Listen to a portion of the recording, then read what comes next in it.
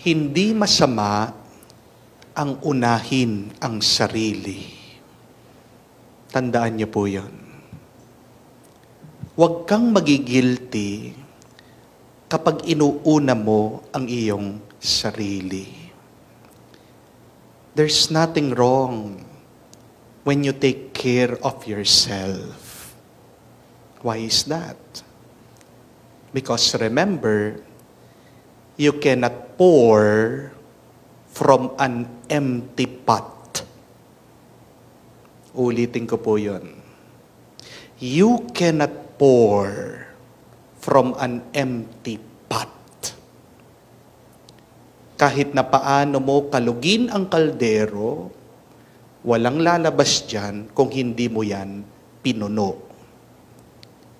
Ibig sabihin, makakapagbigay ka lang kung pinuno mo ang iyong sarili. Makakapagmahal ka lang kung inuna mong minahal ang iyong sarili. If you want to give and give, no? So if you want to give and give also to yourself. Give first to yourself. Minsan, naawa po ako sa mga ibang OFW, sa mga kababayan po nating nagtatrabaho sa ibang bansa. Bakit? Kasi marami sa kanila, tinitiis, kumakain lang na skyflakes, ng sardinas, tinitiis, hindi masyadong maging magastos sa pagkain para mas madami yung perang mapadala dito sa bansa, dito sa Pilipinas. Hindi po ba? Habang sila nagugutom, yung pamilya nila, nagbo-buffet, nagsasamji, palagi milk tea, palagi kumakain sa labas. Naawa ako sa mga iba. Tinitiis yung cellphone nilang sira-sira. Habang dito naman sa Pilipinas, yung pamilya nila naka-iPhone. Yung mga bata palagi ML, Mobile Legend. Nakakaawa, no? Na itong mga kababayan po natin, nag-overtime, kayod ng kayod. Nasaan yung pamilya nila dito sa Pilipinas? Nakukuha pang maglakwatsa. Nakukuha pang magbakasyon. No? Tinitiis na hindi bumili ng bagong damit. Habang yung mga pamilya nila gusto branded, original yung kanilang sapatos. Meron tayong mga ibang kababayan sa abroad, tinitiis, makipagsiksikan, matulog, makisama sa mga rooms, sa mga kwarto. Ang dami-dami nila doon. Habang dito sa Pilipinas, ang luwang-luwang ng kwarto, naka-aircon pa. Alam niyo po, kung mahal mo ang pamilya mo, walang masama na unahin mong mahalin ang iyong sarili. Walang masama po doon. Dahil yan yung sinasabi ng ating ebanghelyo tungkol dito sa mga dalaga na matatalino at medyo may katangahan. Pasensya na po for the word. The wise, no? And the foolish. Dito sa mga marurunong at mga mangmang. Bakit hindi po sila marunong? Bakit mangmang itong mga dalaga? Kasi nagdala sila ng lampara, walang langis. Parang pumunta ka sa gera, meron kang baril, wala kang bala.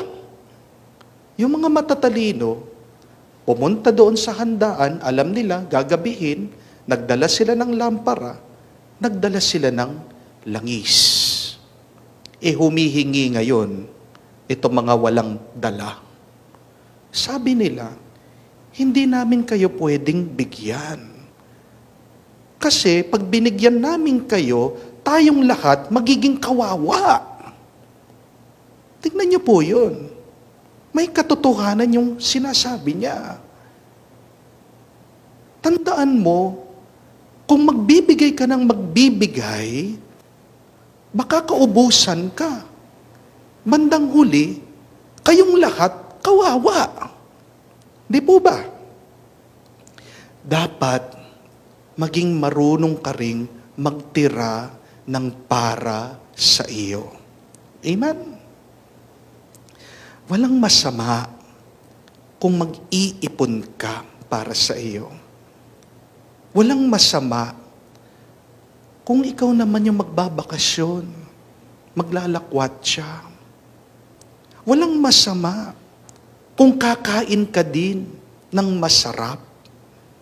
Walang masama kung bibili ka din na magandang at mamahalin na gamit para sa iyo.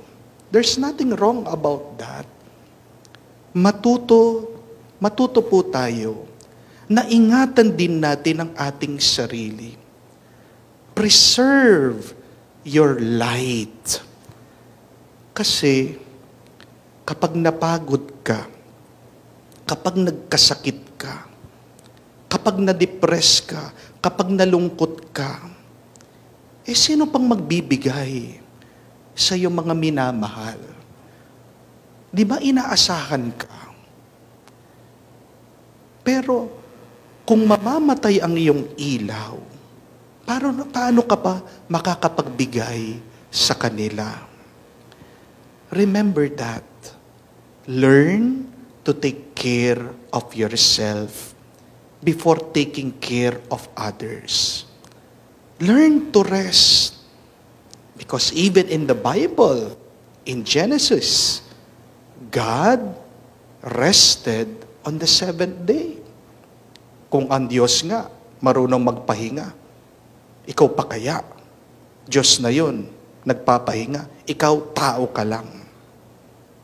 At sana din po, isang paalaala para sa mga binibigyan, para sa mga sinusustentuhan, para sa mga tinutulungan sa inyo. Ito po sanang wag niyong kalimutan. Wag niyo naman po sanang masamain at iparamdam, konsensyahin itong mga nagbibigay sa inyo kapag sila ay hindi makapagbigay. Pag nakikita nyo na inuuna nila ang kanilang sarili. Do not make them feel guilty when they are prioritizing themselves sometimes. No? Kasi, tingnan niyo po dito sa kwento. Sinabihan ng mga marurunong na dalaga yung mga mangmang. Wala kaming maibibigay sa inyo. Bumili kayo doon, kayo mismo. May narinig po ba kayo dito sa mga mangmang na nagalit sila dito sa mga matatalino? Hindi naman sila sinabihan na, ba't ganyan kayo? Makasarili kayo, napaka-selfish nyo. Para konting langis lang, hindi pa kayo magbibigay sa amin. We did not hear anything like that in the gospel. Kahit na mangmang sila, naiintindihan nila na hindi pwede.